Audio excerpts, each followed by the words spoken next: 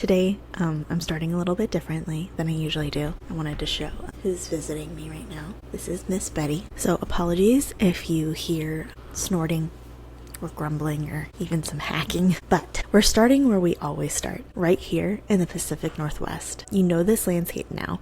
We've been here for 2 episodes. Cedar and salt air, salmon in the river, camas turning the meadows blue in spring, but today we're leaving. I want to take you somewhere, actually across the whole country, coast to coast, region by region, because I need you to see something that the version of history most of us were taught made sure we couldn't see. This continent wasn't empty land waiting to be used. It was already being used. Brilliantly, in fact, by people who knew their specific piece of land the way you know something you've been paying attention to your entire life. Every place we're going to stop today, the desert, the plains, the deep south, the northeast, were already there. And they had food. Sophisticated, abundant, region-specific food built from intimate knowledge of exactly what the land around them could produce. Let me show you what was already here. We'll start right here in the PNW, because we know it best and keep coming back to about the PNW food is the salmon. Not just as a food, as a system, which is what you'll hear a lot in these episodes. Species of salmon ran through these rivers every year. The Chinook, the Coho,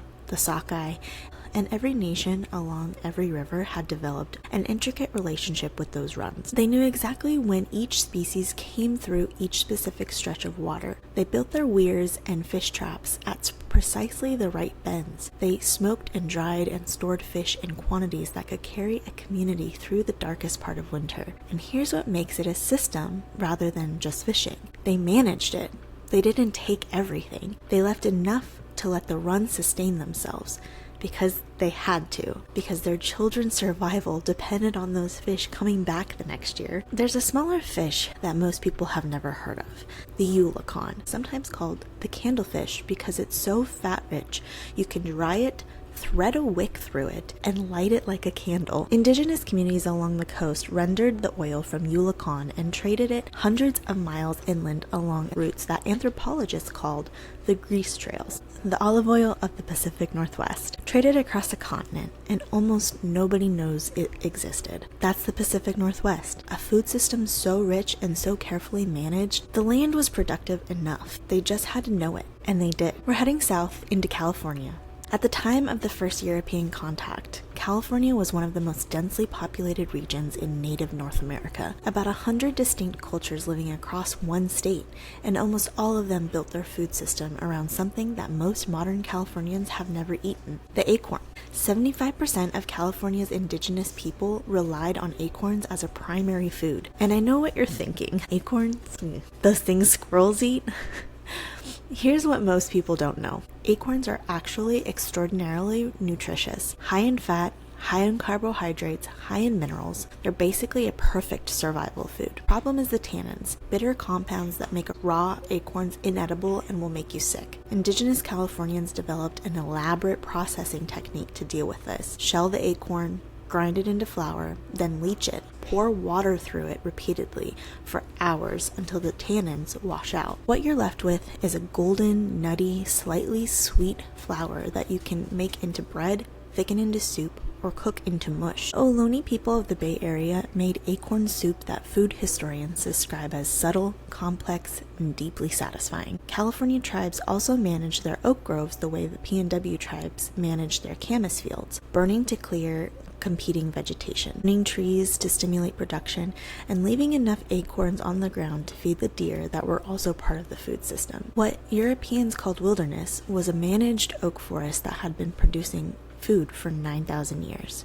Now we go somewhere that should not be able to feed people. Not by any logic we'd apply today. The desert Southwest. Extreme heat, almost no rain, rocky, mineral-poor soil. This is where the Hopi and the Zuni and the ancestral Pueblones built their civilizations. And they grew corn in the desert, in conditions that would kill any commercial corn variety within a season. The Hopi blue corn is dense, drought-tolerant, deeply nutritious, still grown today by Hopi farmers on dry mesa tops in Arizona. The same places, the same varieties, maintained through unbroken agricultural tradition that goes back years. How do you grow corn in a desert? Season after season, in specific soil, that specific altitude, and a specific pattern of rainfall. You build knowledge into the seed itself. You develop irrigation techniques. You check dams, terraces, channels that capture every drop of rare rainfall and direct it exactly where it needs to go. The Hopi didn't just grow food in an impossible environment.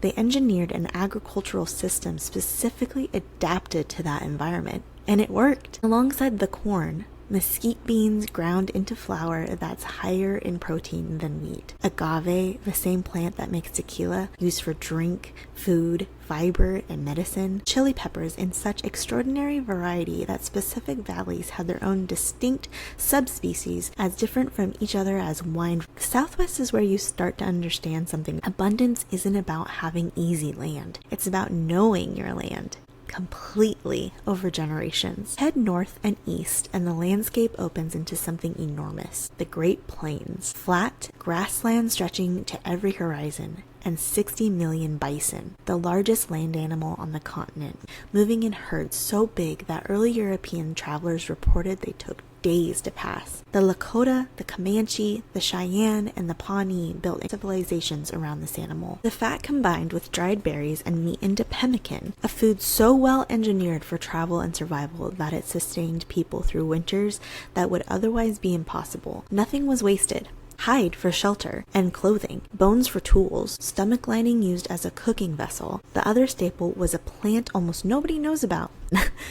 The prairie turnip, a starchy tuber that grew across the dry plains, harvested in June and July by women, peeled, boiled, dried, braided, and hung on racks for winter storage, ground into flour for soups and stews. The bison plus the prairie turnip plus the seasonal berries and wild plants created a diet that was nutritionally complete. Now we're in the forests, eastern North America, from the Great Lakes south through the Midwest and Mid-Atlantic up through New England. We talked in episode 1 about the Eastern Agricultural Complex, indigenous farmers in Illinois growing sunflowers and squash independently before corn ever arrived. That tradition was still running strong when European settlers arrived. But I want to talk about two plants from this region. The first is the American chestnut. Before the 20th century, the American chestnut made up somewhere between a quarter and a third of the entire eastern forest canopy. Billions of trees from Maine to Mississippi. They produced enormous quantities of sweet, nutritious nuts every fall that fed deer, turkey, bear, and people. Chestnut was a staple food across the entire eastern woodlands. Ground into flour, eaten, stored through winter. In 1904, a blight arrived from Asia, introduced accidentally from imported nursery trees, and by the 90s virtually every American chestnut was dead. 4 billion trees, gone in 50 years. The largest ecological disaster in North American forest history, and a food source that ecosystems and cultures depended on, erased in a generation. The Haudenosaunee and the Anishinaabe were tapping maple trees long before European contact. In early spring, when the nights were still cold and the days were warming, the sap ran. They'd cut in a gash in the bark, channel the sap into birch bark containers, boil it down over fire into syrup, sugar, and candy. Maple syrup is now a multi-billion-dollar industry. Vermont and Quebec sell it to the world, and the communities who develop the knowledge, the technique, the whole cultural practice of